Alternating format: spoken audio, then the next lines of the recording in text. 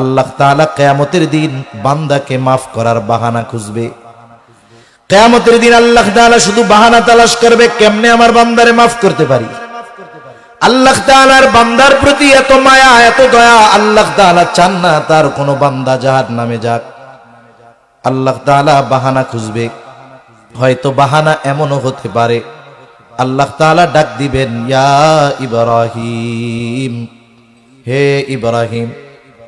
হাসরের ময়দানে এই আওয়াজ শুনে যত ইব্রাহিম আছে সব আল্লাহর কাছে হাজির। আল্লাহ তাআলা হয়তো বলবে, আমি ডাকছি আমার খলিল ইব্রাহিমকে, তোমরা আসছো কেন? বলে, আল্লাহ আমাদের নামও তো ইব্রাহিম, আপনার জবানে আমাদের নামটা শুনে আমরা চলে আসছি। আল্লাহ তাআলা হয়তো বলবে, বান্দা আমার খলিলের নামের সাথে তোমার নাম মিলে যাওয়ার কারণে আমি আল্লাহ তোমাদেরকে আজকে মাফ করে দিলাম। আল্লাহ মাফ করতে পারে কি পারে না?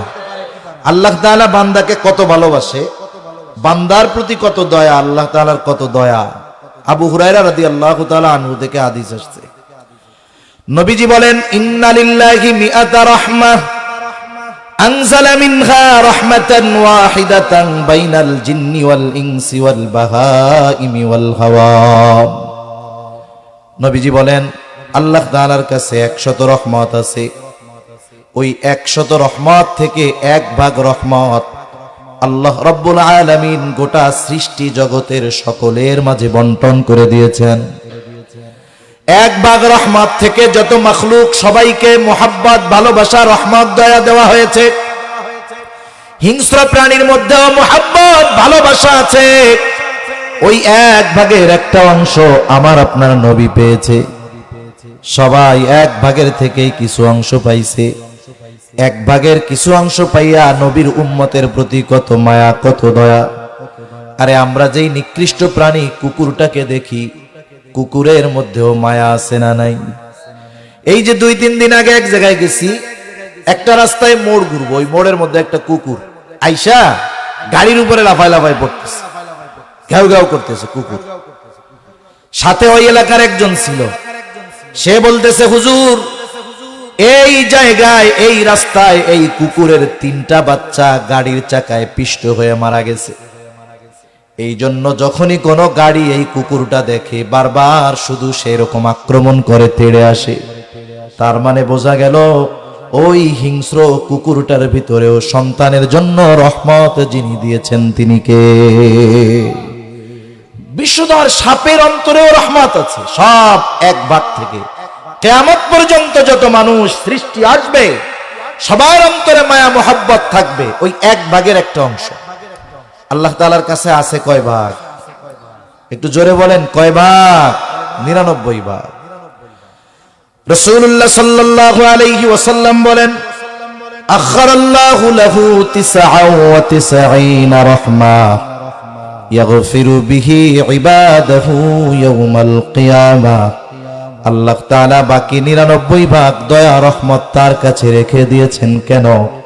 বলে ওই দয়া, রহমত দিয়ে কিয়ামতের দিন তিনি তার বান্দাদেরকে মাফ করে দিবে। আল্লাযী খলাকাল মাউতা ওয়াল হায়াহ, যিনি মৃত্যু এবং জীবন সৃষ্টি করেছেন। মৃত্যু এবং জীবন সৃষ্টি করেছেন আল্লাহ তাআলা। আগে মৃত্যুর কথা বলেছেন, এরপরে জীবনের কথা বলেছেন।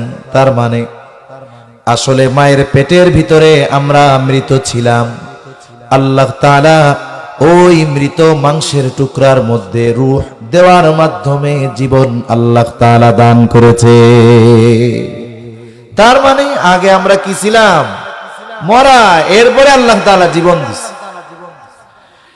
যখন একটা মাংসের টুকরায় পরিণত হয়, হাতও নাই, পাও নাই, চোখও নাই, কানও নাই, কিছুই নাই, আল্লাহ তাআলার নির্দেশে একজন ফেরেশতা মায়ের গর্ভে চলে আসে। আল্লাহ তাআলার নির্দেশে চলে আসে। কি করে? বলে ওই মৃত মাংসের টুকরার মধ্যে আল্লাহ তাআলার নির্দেশে রূহ ফুঁকে দেওয়া হয়। এইবার ওই যে মাংসের টুকরা মৃত, সাথে সাথে তার মধ্যে প্রাণ সঞ্চার হয়ে যায়, ওইটা এবার জীবিত হয়ে যায়। আস্তে আস্তে আল্লাহ তাআলার নির্দেশে এটা একটা পরিপূর্ণ গঠন পেয়ে যায়। যখন ওই মৃত মাংসের টুকরার মধ্যে রূহ ফুঁকে দেওয়া হয়, প্রথম তৈরি হয় তার হার্ট, কলব, হৃদয়, যাই বলেন না কেন।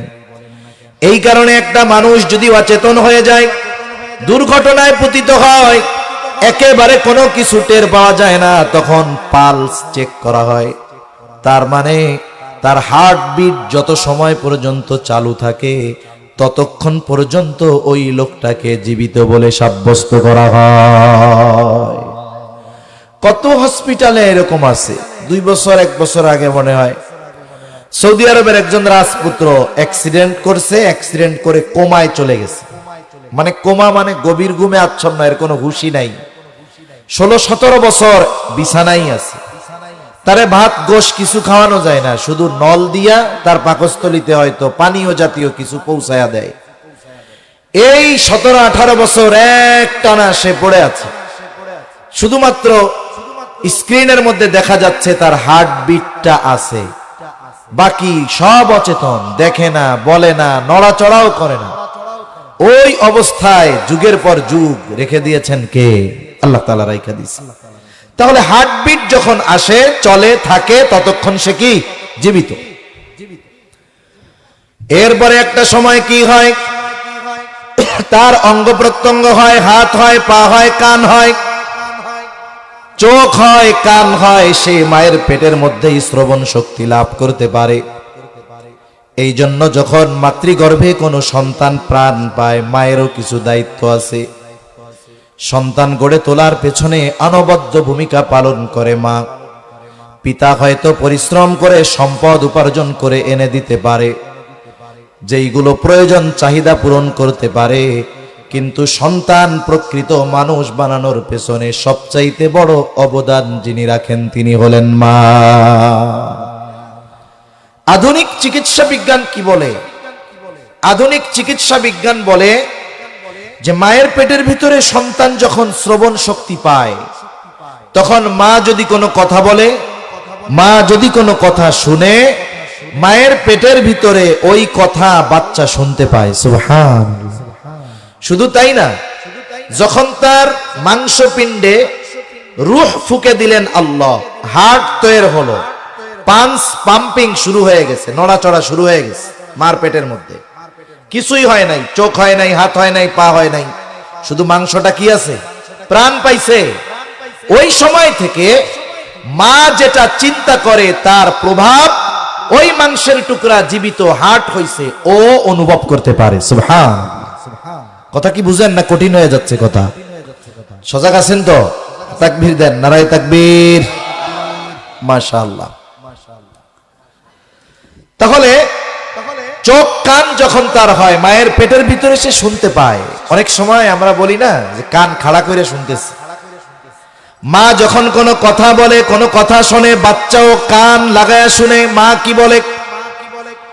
এই বিষয়গুলো নিয়ে দীর্ঘদিন গবেষণা করার পর আমেরিকার একজন ডাক্তার গর্ভবতী মহিলাদেরকে নিয়ে সেমিনার করতেছে, আর তিনি পরামর্শ দিলেন, আপনারা যদি চান আপনার সন্তানের কণ্ঠ ভালো হোক, সুর ভালো হোক, আপনার সন্তান গায়ক হোক, তাহলে আপনি নিজে গান গাবেন, যার কণ্ঠ আপনার ভালো লাগে সেই গান আপনি শুনবেন। আপনি যদি চান সন্তান অভিনেতা হবে, আপনি তাহলে ভালো অভিনয় দেখবেন। এই যে আজকের জামানায় দেখেন সারা পৃথিবীতে সর্বসাকুল্য 1 কোটি ইহুদি হতে পারে, 1 কোটি, কিন্তু সারা পৃথিবীর প্রায় 800 কোটি মানুষের তারা পরিচালনা করতেছে, নাকে রশি দিয়ে তারা ঘুরাইতেছে। যদিও দেখি পৃথিবীর সুপার পাওয়ার আমেরিকা, বাস্তবতা বিষয়টা এমন নয়। এই সুপার পাওয়ার হিসাবে আমেরিকাকে প্রতিষ্ঠিত করার পেছনে সবচাইতে বড় অবদান হলো এই ইহুদিদের। এদের দেশে যখন কোনো মহিলা প্রেগন্যান্ট হয়, গর্ভবতী হয়, তখন পরিবারের আর কোনো দায়িত্ব নাই। ওই মহিলাকে একটা সেফ হোমে নিয়ে যাওয়া হয়, গভর্নমেন্টের নির্দেশনায় ব্যবস্থাপনায় রাখার ব্যবস্থা করা হয়। ওইখানে কি করে, ওই গর্ভ অবস্থায় ওই মাকে জটিল জটিল অঙ্ক করতে দেওয়া হয়। যখন সে অঙ্ক করতে যায়, ম্যাথ করবে, তার ব্রেনকে খাটাইতে হয় বেশি, তার ব্রেনকে খুব খাটানো লাগে। এই যে ব্রেন খাটায়, সে পরিশ্রম করে, চিন্তা করে, আর এই চিন্তার প্রভাব তার পেটের বাচ্চার উপরে পড়ে। কেন করে? বলে যেটা দুনিয়ায় আসতেছে ওইটা যেন হাবা গোবা গবেট না হয়, এই জন্য আগের থেকে মায়ের উপরে এই প্রসেস, এই পদ্ধতিগুলো তারা প্রয়োগ করা শুরু করে দেয়। সোজা কথা হলো, মায়ের পেটে বাচ্চা থাকা অবস্থায় মা যা যা করে, যা যা বলে, যা যা অনুভব করে, সব কিছুর প্রভাব বাচ্চার উপরে পড়ে। এখন বলেন তো, মা যদি গান শুনলে বাচ্চা গায়ক হয়, মা যদি গান গাইলে বাচ্চার কণ্ঠ ভালো হয়, ওই মা যদি বাচ্চা পেটে থাকা অবস্থায় কোরআন তিলাওয়াত করে, নবীজির শানে দুরূদ বেশি বেশি পাঠ করে, বেশি বেশি ইস্তিগফার পাঠ করে, বেশি বেশি যদি কোরআন তিলাওয়াত করে, তাহলে ওই সন্তান কি কোরআনওয়ালা হবে কি হবে না? কিন্তু কি করবে? আগের জামানায় তো বিষয় ভিন্ন ছিল। আমি আমার কথাই বলি, আমার মার মুখে শুনছি। আমি যেদিন হইছি আর কি, রাত্রে